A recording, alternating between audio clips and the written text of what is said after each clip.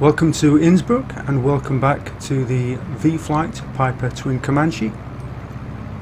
This is the Just Sim version of Innsbruck. There is of course an Orbex package of not just the airport but also the surrounding scenery. If I had to make a choice between the two, I would always go for Orbex, but this is still pretty good scenery.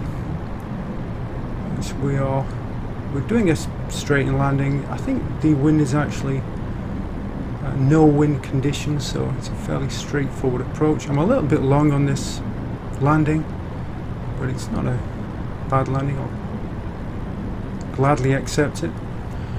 To me, this is the fun of X-Plane. It's not so much in the 737s or the Airbus aircraft. It's really all about flying twins into airports like this. It's a little adventure going from, say, Geneva to Innsbruck in an aircraft like this. Nothing wrong with flying a 737, but an aircraft like this is much more hands-on to fly. We're also looking at X-Enviro 1.11. I'm down to about 20 FPS currently, which is still flyable. It's not perfect. Obviously I'd like 30 frames per second minimum. Actually, I've got the plug-in that I'm using set up for 25 FPS minimum, but obviously can't handle that with this level of detail. It really makes a difference in the colouring. If I wasn't using X-Enviro, I would be using a plug-in to improve the colouring, because it looks really washed out without it. So I'm just trying to get it onto centre line. Just a little bit long, well within acceptable limits.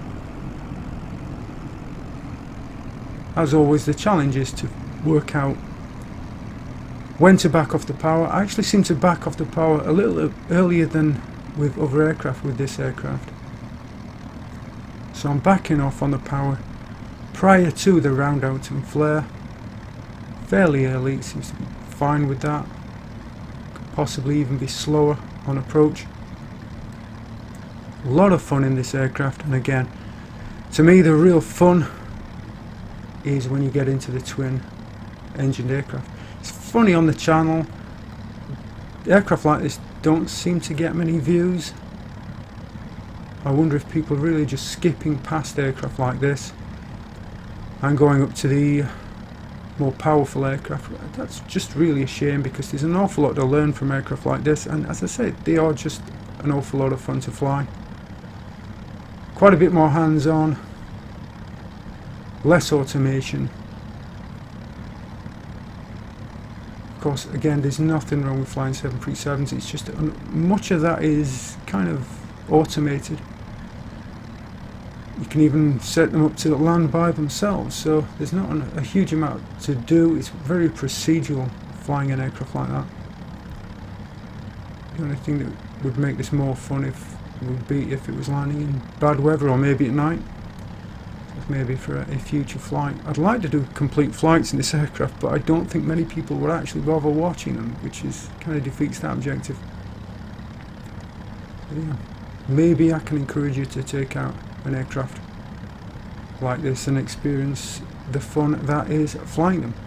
Now, for the second part of this video, I'm just going to shut up and I'm going to let you enjoy the descent and landing into absolutely outstanding scenery around Innsbruck in a very nice aircraft. So I hope you're going to enjoy that.